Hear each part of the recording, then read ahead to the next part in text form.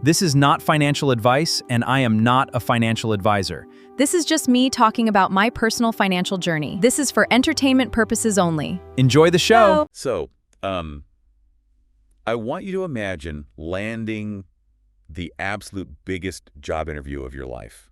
Oh, yeah. The one you've been waiting for. Right. It's the breakthrough you have, been working toward for years. You've got your clothes laid out, your portfolio is perfectly prepped, and you're just trying to get a good night's sleep. Which is impossible anyway. Exactly. Yeah. But then suddenly at like 11:30 p.m., the people who should be celebrating your success, your parents, start this massive, chaotic, door-slamming argument over, I don't know, who is supposed to clean the gutters. Right. Or maybe they burst into your room having a full-blown crisis about a broken appliance, demanding you fix it right this second. Yes, and your adrenaline just spikes. You get zero sleep. You totally bomb the interview. And the worst part, you probably blame yourself. Oh, almost always. You think, well, it's just terrible timing. Yeah. You think you just had a run of bad luck. It is so easy to write those moments off as bad luck or just, the chaotic nature of living with family. We are so conditioned to view our families as our foundational support system, so the brain naturally resists the alternative explanation. Which is that it wasn't bad timing at all. It was sabotage. Yeah. And that is a genuinely terrifying realization because usually when we talk about feeling completely stuck in life, there's this heavy societal expectation that it's a personal failing. Right. We absolutely love a narrative of personal responsibility. We really do. You look in the mirror and ask, why aren't I trying harder? Like, why can't I just get my life together? Because the assumption is always that if a young adult isn't moving forward, their internal engine must be broken. Like they lack ambition, they lack drive. But then you step into the world of complex family dynamics, and suddenly that mirror just completely shatters. You realize you're not stuck because your engine is broken. No. You are stuck because someone threw out a massive, invisible anchor. Mm-hmm. And that actually brings us to our mission for today's deep dive. Yes, into our really fascinating topic. We are looking at a profoundly validating set of sources today, centered around a paper called The Enmesh Anchor, Breaking the Cycle of Career Sabotage. It's a heavy one, but so important. It really is.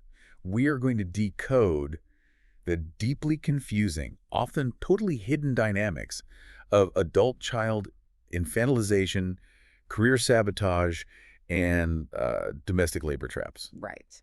So if you are listening to this and you feel like you are spinning your wheels while your family secretly pulls the emergency brake, we are going to figure out exactly what is happening to you and why. And to really understand this, we have to take an objective, clinical look at the psychology behind it. There is a deeply ingrained architecture to why some families actively hold their children back. Yeah, we need to look at the blueprint of the trap so you can actually see the walls around you. Exactly. I want to start with that blueprint, actually, because if a parent is actively destroying their child's chance at independence, it just begs the question, what is fundamentally wrong with the structure of that family? Because in a quote-unquote normal house, you grow up, you leave, and everyone is generally happy about it. Right. Well, the word normal is doing a lot of heavy lifting there. Fair enough. But clinically, what you were describing is a healthy family system with clear boundaries. Like, I am me and you are you. We love each other, but we are separate individuals. Right. And the sources point us toward the work of structural family therapist Salvador Minuchin to explain where this goes wrong. He popularized this concept of enmeshment. Enmeshment, okay. Yes. In an enmeshed family, Minuchin observed what he called diffuse boundaries. Okay, wait. What does a diffuse boundary actually feel like day to day? Because it sounds like a fancy way of saying a family is just very close-knit. No. A close-knit family shares experiences, right? An enmeshed family shares a single nervous system. Oh, wow. Yeah. Individuality is basically swallowed whole by the family unit. If a parent is anxious, everyone in the house is demanded to be anxious. That sounds exhausting. It is. If a parent is angry, no one is allowed to be happy. You are not permitted to have a separate emotional reality. Your privacy is, well, it's treated as a betrayal. So if the boundaries are that erased, how does a parent even distinguish their own feelings from their child's? They don't. They don't. No, they really don't. And that is the core of the danger here. The sources bring in another foundational theory here from a psychiatrist named Murray Bowen. Okay. It's called the differentiation of self. Differentiation of self. Right. This is your ability to separate your own emotional and intellectual functioning from the emotional reactivity of your family. Okay, I think I see where this is going. Yeah, someone with high differentiation can stay calm and, hold on to their own identity even when their family is in a state of absolute panic. So the parents we are talking about in these career sabotage scenarios, Mhm. I'm guessing they fall on the extreme low end of that spectrum. Extremely low, yes. A parent with low differentiation is utterly terrified of abandonment and terrified of change. They are drowning in unaddressed anxieties. And because they lack the internal psychological tools to soothe their own panic, they use the family system to do it. Meaning they use the kid. Exactly. Specifically, they use the adult child. They emotionally and physically require the child to remain dependent because the child's independence feels like a literal threat to the parent's psychological survival. Okay, let's unpack this. It's almost like a ship caught in a terrifying storm of its own anxiety. Well, it's a great way to look at it. Right. The parents are the captains, but instead of fixing the engine or, actually navigating the waves, they just look at the adult child and say, "You're heavy." Yep. And they drop the kid to the bottom of the ocean to act as a systemic anchor. Yes. And while the child is drowning down there, the parents up on deck finally feel stable. That is incredibly dark. It is, but the system is grounded. Though what is vital to understand here is that this isn't necessarily conscious villainy. It's not. No, it really isn't a twirling mustache situation where the parents are sitting in a dark room plotting to ruin your life. Right. It is a deeply ingrained, low differentiation survival response.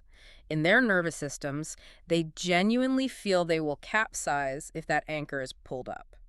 But wait, if their ultimate goal is just to feel safe and keep the child around, why resort to this bizarre, covert sabotage? What do you mean? Well, why not just say, "Hey, we are scared, please don't leave us"? Or, I don't know, find a way to coexist with an independent adult. Because doing that would require them to admit their own fragility. They'd have to face their own storm. Oh, I see. Yeah, if the child leaves and becomes a successful, autonomous adult, the parents are finally left alone in an empty house. They have to face each other, or worse, face their own emptiness. So they just avoid the reckoning entirely. Exactly. The family system reflexively fights to keep the child at the bottom of the ocean to prevent that reckoning from ever happening. Which brings up the actual tactics they use to keep you down there. Yeah. Because honestly, this is the part of the research that gave me a massive headache. It's confusing. Very.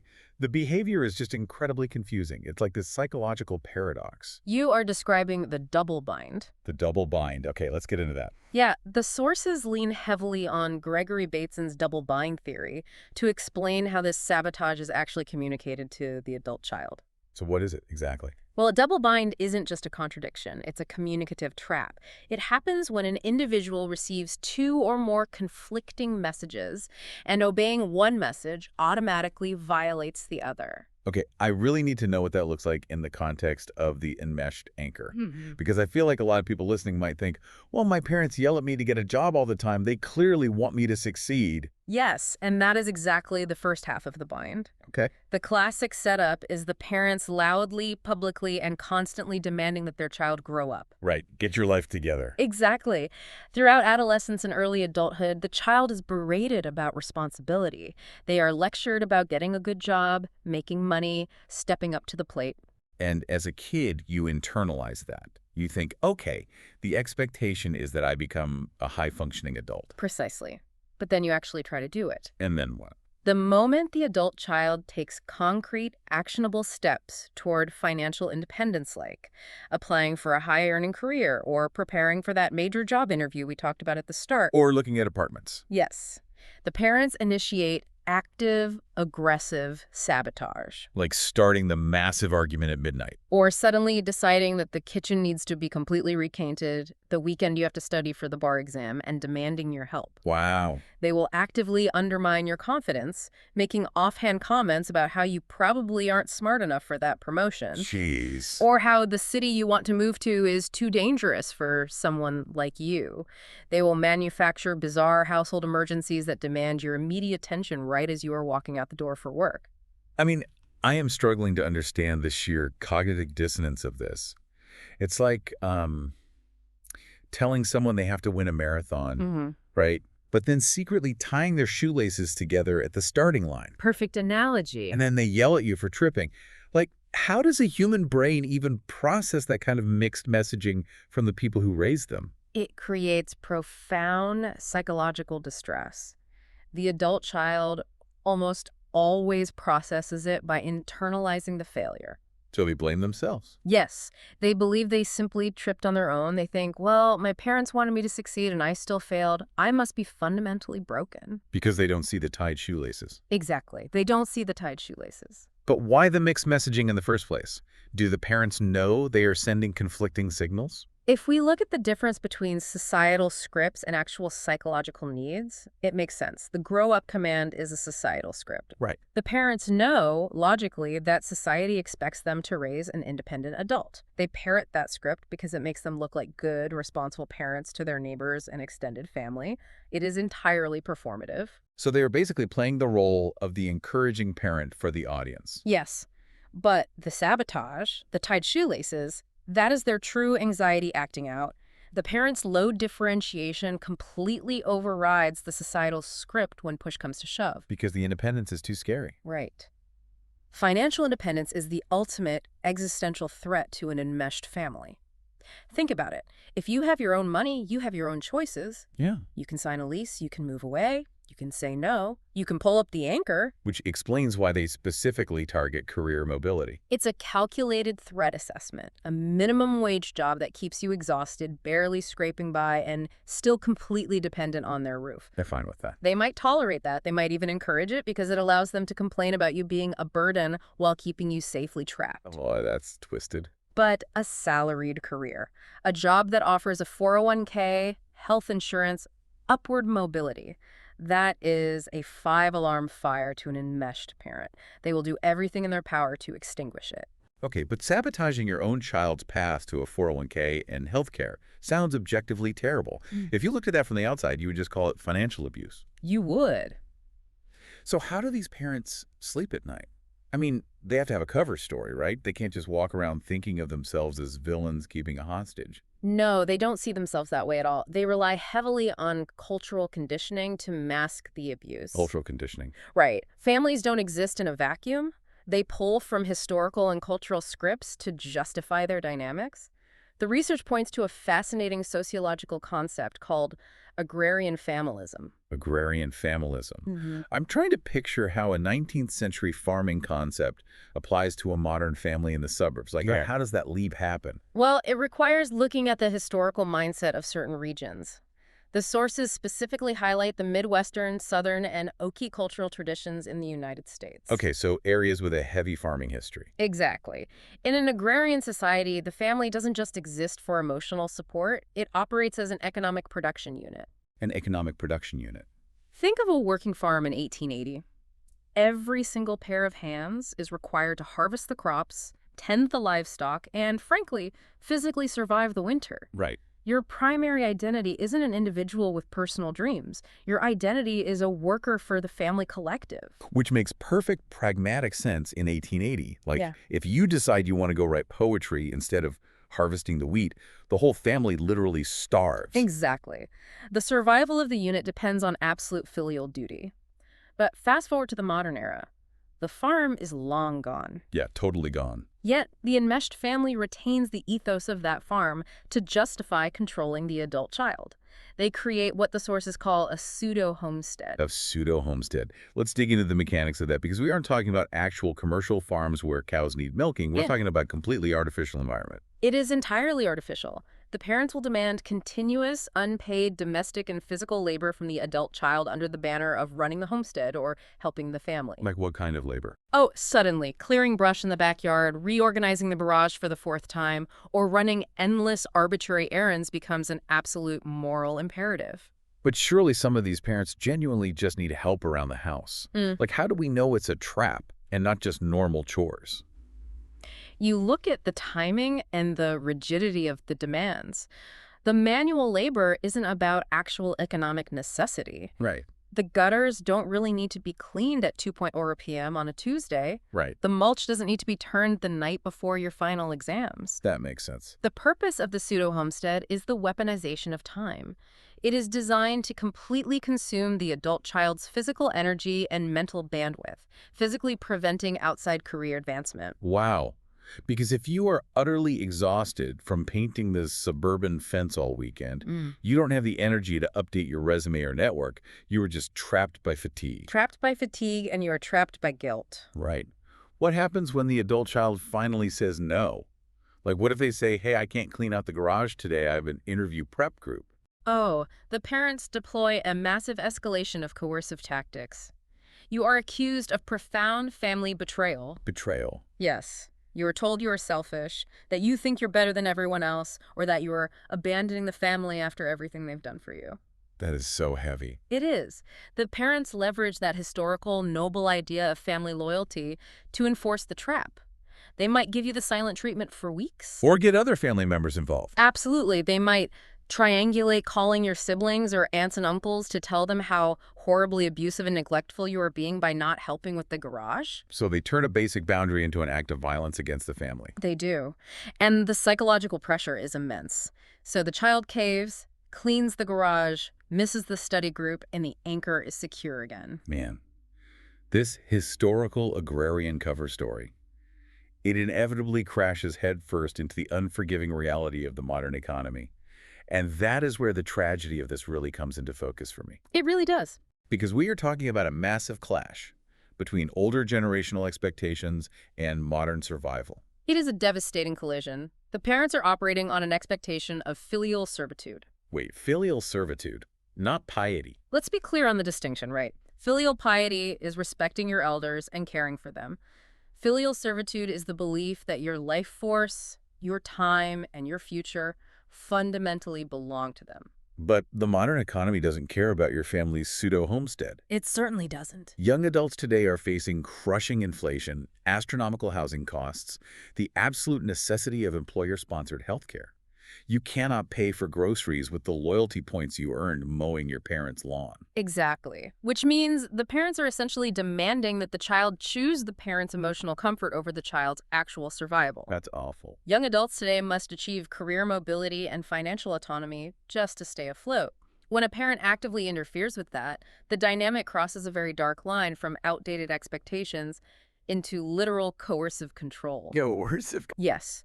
They are kneecapping their own child's earning potential during the most critical wealth-building years of their lives. It's almost like an operating system mismatch. Yeah. Like the parents are trying to run Agrarian familialism 1800.exe on a modern machine. Yes. And the adult child desperately needs to install Modern Economy 2026.app just to function in society. But the parents won't let them. If the child tries to run the modern software, the parents just crash the system with guilt. They do. And what makes coercive control thrive in this friction is that the parents completely ignore the real-world economic devastation they are causing. They just don't see it. They don't. If the adult child misses a career window or fails to build a retirement fund or ends up 35 and totally financially dependent because they spent their 20s playing unpaid farmhand in a suburban cul-de-sac, Yeah. the enmeshed parents don't see that as a tragedy. They see it as a victory. Okay, that is genuinely chilling. They view your economic failure as a successful retention strategy. It is the harsh clinical reality of an enmeshed family system. The child's failure to launch isn't a glitch. It is the system working exactly as intended. Wow. The parents get to keep their anchor, they get to keep their emotional regulator, and they never have to face their own emptiness. So what do we do with all of this? I mean, if you were listening to this right now and your heart is pounding because we just described your Tuesday. Which is very likely for some listeners. Right. If you've been wondering why your shoelaces keep getting tied together right as you're trying to step into your career, we want to reiterate our main takeaway directly to you. Absolutely. You are not crazy. You are not lazy. You are not broken. Recognizing these systemic patterns is the absolute essential first step. You cannot fight an invisible enemy. No, you really can't. Naming the enmeshment, identifying the double binds in real time, seeing the pseudo-homestead for the artificial trap that it is, this is how you begin to separate your identity from their anxiety. It's about pulling the curtain back.